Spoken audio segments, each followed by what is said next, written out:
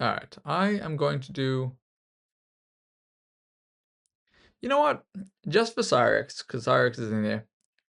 I'm playing against a, 365. It's not a move I would normally do, but I will play Benoni just for Cyrex. Not something I should be doing against 365s because, yeah, he won't play. Yeah, I think you're right, Cyrex. But anyway, how do you block people on here? Wait, which person is it? Hacker that's giving you issues? Hacker, please do not give Irina any more issues. G6 best move? I'm not sure about that. Okay, so they actually just let me take. Okay, let's see. I'll give him one more chance to do this, and then I might just, yeah, take it. I don't know. Hello, Chess. What's up, sir? Mr. Chess for life. Okie dokie. I think I'll just take it, honestly, at this stage, and probably go d5. We're kind of almost transposing slightly into to a different position I would have played into anyway, so. At least it wasn't a3. b3 is manageable. Oh, over here, you mean, for them. Yes. I was originally going to play Nimzo, if I had the chance. This is usually what I've been playing lately. Against d4, I'm usually playing knight f6. But in this case, I thought I'd give it a go. But considering this is very likely an actual legit 365, unless it's a new account, which I don't think it is. I joined 17 days ago. Oh, Lord. It could be, yeah. It's 50-50. I did not think that they would have probably run into the Benoni yet, except for maybe by accident, because sometimes probably people do just kind of go like c5 against d4 and not actually realize it's an opening people play. So queen takes, I will develop my knight and attack the queen at the same time. G'day Reese's, what's up, sir? How you doing, man? Sorry, can I ban him? What's going on? Am I missing some like kerfuffles between the chats? I'm so sleepy. I'm definitely missing some stuff. Anyway, Irina does not have to give any proof. It is most definitely the real Irina.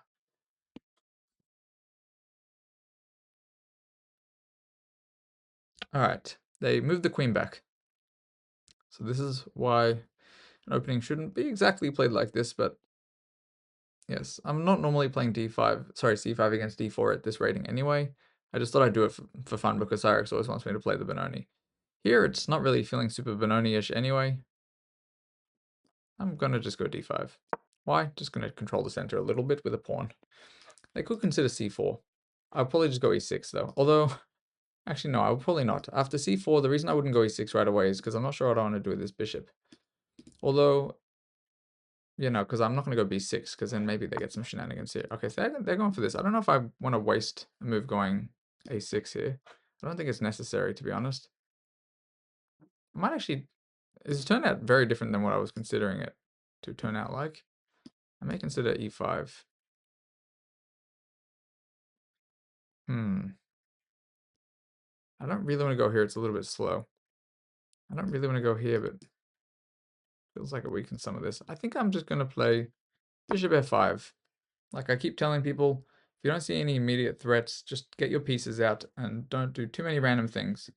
Pushing pawns is a lot of the times is where people lose games at the lower ratings, in my opinion. Here, to develop my bishop, not because I want to push a pawn, but simply because I don't really want to develop this way currently. Although that might actually be best too. No, I'm going to go here. I'm going to go here, bring out the bishop to e7 most likely. I was considering going g6, but I chose against it. Okay, so they're just pushing pawns now. c4 is probably not a bad move. It does feel like it just gives me stuff. It's not actually winning a pawn, by the way, because they can either take back with the knight or the bishop. To be honest, I don't think I should take this, because after takes, bishop takes, and I've actually helped them develop their pieces, which is we don't want to do that. I think probably best move, I'm just deciding, is I'm considering going here. Why am I considering going here? Because I don't know if they can stop me from getting this. So probably the only thing I need to calculate here is after knight b4, if they can block. Knight b4, e4, knight takes, bishop takes, and I think we're in a similar situation. If I took this pawn and this pawn was not here, they might have a check in between, but in this case, I don't think they do. So I'm probably going to go here. And we will see what happens. Yes, but once again, I don't think e4 works after e4, 94, 94, bishop e4. We'll see. Who's toxic? Bro, Mr. Hacker, bro, almost nobody in here that hangs out here is toxic, dude. As far as I'm aware. So, you're more than welcome to hang out, but, you know, we definitely do not want people getting into arguments here. Alright, so they do hang the rook in one move. The question is, do I throw in the check first? Even in rapid, even if you think you're winning, even if you're losing, and somebody kind of puts a piece in front of you, I do think it's very, very, very common that people snap things off without actually kind of having a quick look around first. So to me, this looks like it's winning in exchange for nothing. But I'm also going to first assess whether the knight giving the check actually accomplishes anything else. So I don't think it does in this case, but knight c2, king e2 would obviously be quite nice. However, after knight c2, king e2, I have to go back, and then they can actually move this knight. Although maybe the rook. Maybe they can't actually. Knight c2, king e2, knight back to b5. Rook, if they go back again, I actually have this check. 1 second, check. Then they go back, and then I actually can take it. Wait a second, then check. They go back. No, they can't go back. Oh, actually, I can do this. All right, I think we're gonna give it a go. It might not be correct, but just for the fun of proving my point. But I also am trying to tell people not to overcalculate because it's where we usually lose games. So maybe I shouldn't be doing this. It's not going to be super educational if I'm trying to calculate against a 365. And I might even get it wrong there myself, which is the funny part. But I feel like after I go back, there's not much of a difference in the position.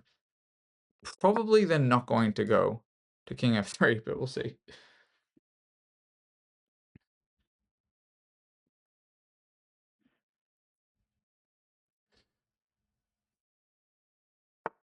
Okay. Okay, e4 is an interesting move. I have something here. So if I go, first of all, I can take with the pawn, but I'm just deciding whether I go like this first. And if they go, no, they can't do that. No, I think I have no reason not to just simply take with the pawn. No, I don't want to take with the pawn. I'm going to take with the knight. I don't want to take with the pawn because if they manage the queen trade, I will not have as much pressure as I would like. Here, maybe there's some queen b6. If takes, then this rook is still chilling. I probably should have just taken the rook before, but in this position, if they don't take this, of course, I have a different threat. Anyway, okay, so they did miss my bigger threat, unfortunately. Once again, I'm not going to rush. I mean, this wins a queen, but I'm not going to rush into it. Why am I not going to rush into it? Because maybe there is something better. You know what? I'm down on time. It might actually be a better idea just to rush into it. However, I will not rush into the capture because if they go into one specific square, it could be even worse. So we'll just see what they do. Here, for example, I could take this with check, but maybe if I keep giving checks, they run into a checkmate. So we'll find out.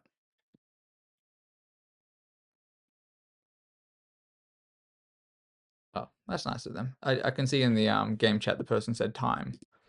I guess they thought I was using too much time. But was actually just kind of discussing the moves. Okay, so pretty sure they're running into a checkmate here somewhere. Actually, bishop check. Wait, check, they go this way. I can probably hunt them down, honestly. Actually, I might have this right away. Here, sorry, if here, f4, check, king here. No, okay, I could probably find a checkmate. I'm not going to do it. Why am I not going to do it? Because I don't think it's useful to do that. I don't think that we should overcalculate at this rating. My whole thing is I'm trying to show people that if you just don't blunder, play solid, probably what's going to happen is you will likely win more games and you will likely not lose as many games.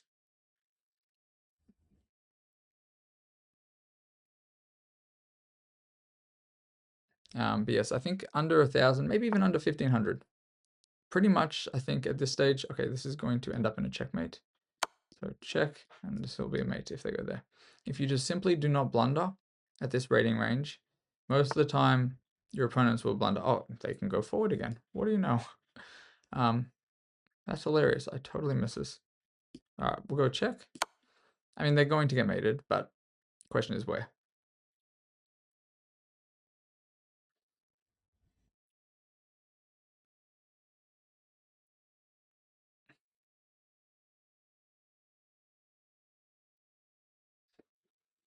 So, yes, I do think most 300s, thousands, I don't think they need to over calculate because a lot of the times when we calculate and we're wrong, it can cost us the game. Whereas if you stay solid, you're probably going to have an easier time to win. This will likely lead to checkmate as well. The question is it better to take with the queen or the bishop? I'm probably going to take with the bishop, only because the king is actually cut off to over here. King can't go anywhere else. It can't go here now. King has two moves, this move or this move. So we're going to find out what's going to happen here. All right, now we're going to just slowly bring the pieces in. Is this a checkmate? I believe this is just a checkmate in one. All right, checkmate. Good game. Alrighties. They want to play a rematch. I will give them a rematch. I haven't given anybody else a rematch yet, but oh, I was going to give them a rematch, but I didn't click on it quick enough. The reason I was going to give them a rematch is because I don't know, they were being nice in the chat. All right, let's move on. We may as well move on anyway. Over here, we're just going to analyze this game, and then I'll move on to another game. So I'm cooked. I have not slept enough for a few days. But what else is news? I guess if anybody's coming to the stream and they see me all tired, I guess it's probably going to be a familiar sight. So, all right. I played a Benoni because Cyrex was in the chat and he likes Benoni. This is not usually the move you want to play against it, but it's not a move I'm going to be playing so much in this slow run anyway, because I don't think it's the most solid thing for people under 1,000, 1,500 even. I think, honestly, probably the other moves I've been playing, either d5, knight f6, you know, more simple things, d6, even e6, a lot of other moves, probably not the most straightforward thing to play at this rating. It also can become very tactical. So after c5, usually people either push or they take. Yes, g3 is not, sorry, b3 is not very common. Hey, no limitation. Welcome back, man. All right, yes, it's not really correct. I think they were trying to maybe protect the pawn like this, but I can actually just take if I want to. Whereas it's just not super challenging. I think the idea that they had was that after capture, maybe they'd try to checkmate me over here. Over here. I'm not quite sure.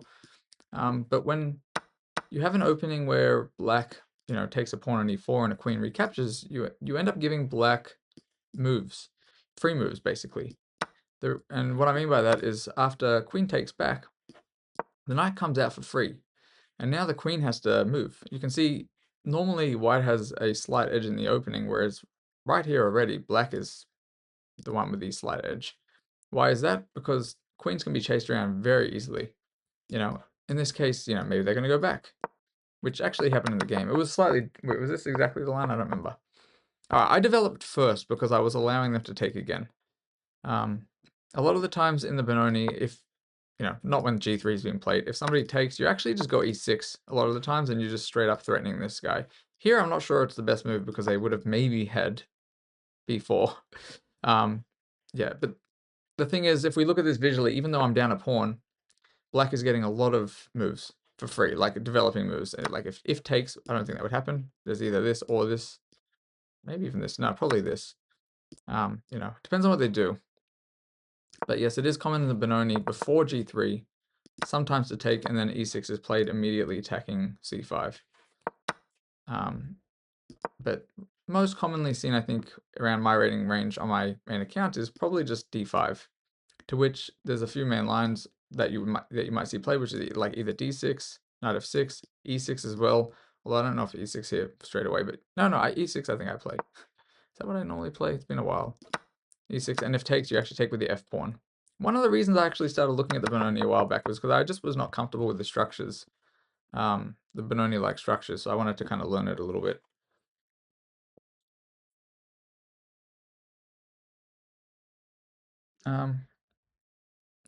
All right, let's just take a look here what actually happened in the game. So they went g3. Sorry, not g3. Sorry, I'm getting my coordinates mixed up. They went b3, sorry. I think, yes, they just wanted to develop this way after knight f6, and then I think they just wanted to attempt to protect this pawn, and that's fine. But there's no reason really for me not to take this. It's actually good for me. I've traded one of my, like what people will do in a Sicilian, you trade off a pawn on, like a c pawn for a d pawn, basically. So now I still have these two central pawns, which can control space over here, potentially. And they only have an e pawn. They do not have a d pawn anymore. So it is going to be good for black, in my opinion. Yes, after d5, just controlling some of these squares, and also I don't want them to have just complete access to going c4 without any consequences. Like after this, even if this happened, by the way, I don't know if this would be good, but even if something like this happened, at least it would be still solid and a less blunderful position for black. Avoid illegal stuff. What's that? So are you guys still talking about the thing from before? Let's, if we can drop it, guys, it would probably be ideal. Let's try to stick to the chess if we can. So bishop f5 maybe not the best move, but still trying to ingrain, just get the pieces out if you do not see threats. Way too common. Do I see people pushing pawns, even though this might have been the best move? I'm not sure. Okay, or g6 potentially first. Not sure. Wait, what is the best move? e5. Okay. All right. I feel like that was, I don't know if it was in this position or the other position I was considering e5, but yes, I think better a lot of the times when you're lower rated to not push pawns unless you know it's not weakening something. And if you can bring out a piece and you're not blundering when you bring that piece out, it's usually going to be a good alternative to pushing and not being sure. Because a lot of games are lost because of weakened structures. You're thinking of e5. Nice.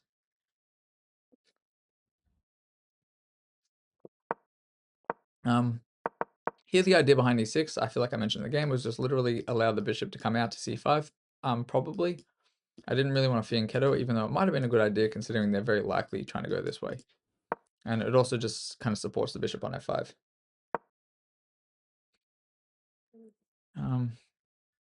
Yes, his c4 was not ideal because it does, this is basically what I mean about pushing pawns. Before they push c4, when the pawn is on c3, I cannot jump to b4. I just can't jump there. So after c4, it allows me to jump to b4, and that's where all these tactics come from. But that's only, it's only been allowed because they made a seemingly normal pawn move, and they're just trying to open up the center, I assume, or they kind of maybe hoping I'm going to take, which is also probably one of the bigger mistakes I see in a lot of games, probably under 1,000, maybe even under 1,500. When people ask me to look at their games or review games, almost always when somebody goes something like this, at a lot of lower elo ranges, they're expecting that the opponent has to take back. Like they think, oh, I'm going to push, they'll take, and the calculations end there, as opposed to what happens if the opponent does nothing, doesn't take, what happens if the opponent pushes as well. Not that I would here necessarily, but even this is probably still better than taking it. Let me see, I bet you this is just good for them probably.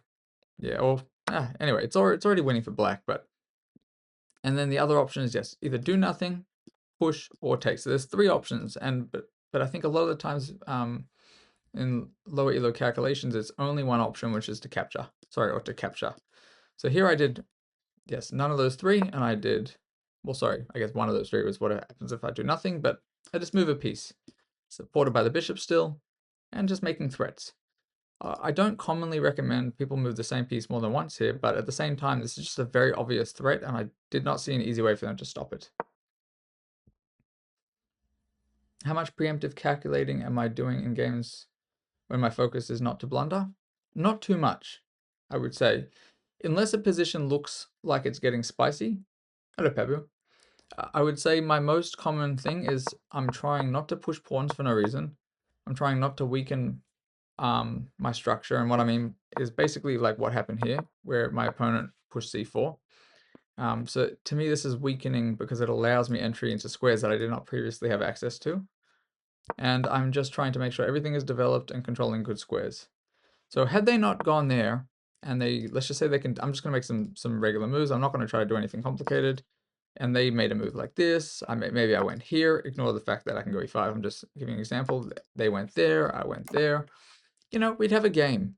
From this point, if they went something like this, I would just bring in a rook. I'm not this type of stuff. I'm also not wanting to use up too much time, and I'm just kind of attempt to use my experience in what a position looks like to not blunder essentially. And one way to not blunder is if I see things getting too close to my side of the board, like if it starts coming in this side or if it starts attacking my pieces, then I start thinking a bit more. If things start opening up, I'm going to spend a little longer to calculate. But in a position like this, things are, relatively safe. Their things are on their side of the board. My things are on my side of the board. I don't see any obvious threats. I have not many weaknesses here. Like if I just keep track of like what is protected, what's not, the less pawns you push, the less weaknesses you're going to have with your pawns. Most of the time. I mean, if the rook somehow gets in, maybe, but I have so many things protecting things. I would say when I'm going to move my pieces, I'm going to move with like a purpose and try to be coordinated. And just to clarify, what I mean by coordinated is, in this example here, after c4, knight g4 is, to me, feels like a coordinated move because it is literally protected at the same time.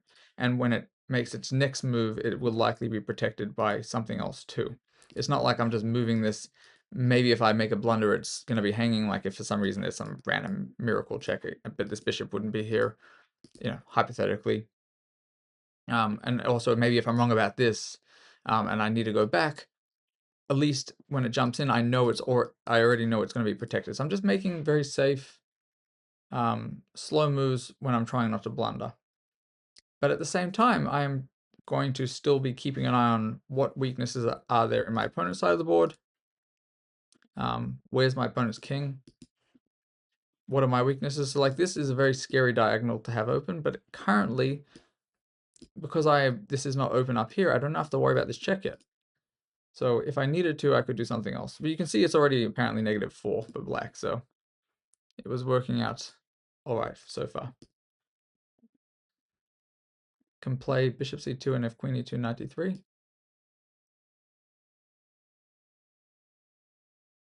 That would have been nice, yeah. That actually would have been pretty nice. Well, after this, you mean, yeah, that would have actually been a nice, that was something I did actually miss. But what happened to the game? Well, apparently knight c2 best anyway. I missed some stuff. Here I should open it up, but I really don't think it's a good idea for people at this rating range to be over-calculating in a 10-minute game. 91 of no sleep streams. Well, raids brought... Probably some of those are actually more than once. More than one stream in a day. You know how it is.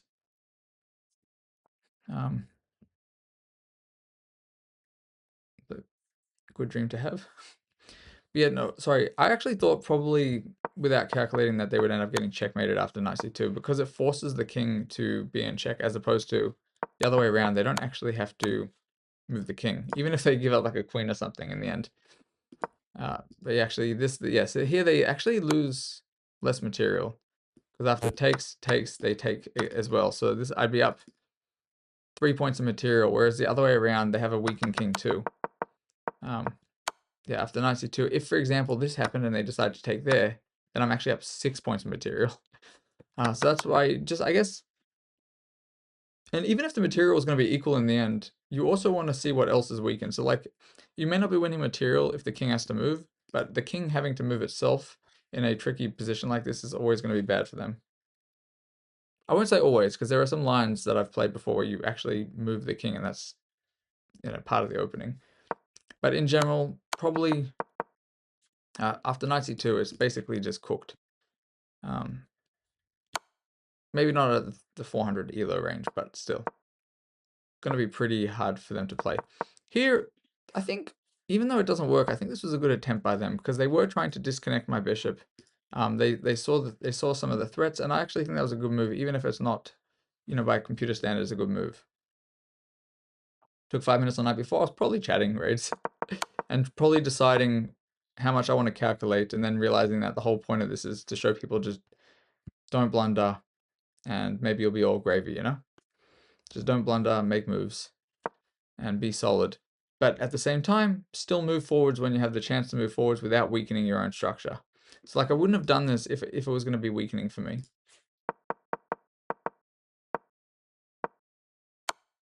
All right. Anyway, here, check and move. Yes, I actually did also potentially think this is best, but I didn't want to do this. There are a few reasons why this would be a good move as well. One is because it simply does not allow them to take. And I consider this, and they're still going to be quite weak here. If they just play something random like this, I would probably just have this straight away. Oh, that's just a mate incoming. Or no, a loss of a queen. Ignore me. Anyway, it's already one of those positions that's tricky. Pretty much I assumed most lines here were going to lead to a mate or a heavy loss of material for white. And that's kind of what happened. They tried to develop. It's very, very, very hard for them to develop, and they have no castles at all now. And yeah, here, unfortunately, because they didn't take this and they tried to develop the pieces, which also makes sense, I think they should have just taken. I would have not taken with the pawn. I think I would have taken with the bishop because it still attacks the rook. Everything is going to come crumbling down quite shortly. But that would have been, I think, better for them. Other way around, it just allowed me to basically just win everything. So pretty simple from this point. Not simple, but straightforward. So like sometimes give checks if you think there's a checkmate somewhere and you're unable to calculate or you don't have the time, but at least be careful about hanging pieces in one move. So like whilst I was giving checks, I was still making sure like, all right, if I give a check here, there's nothing that can attack this square. Even if something can block, it's not as big of a deal as if like there was a bishop over here. So you want to still make sure that you're not blundering pieces in one go. And yes, here is just a mate 1 now. So mate 1, simple.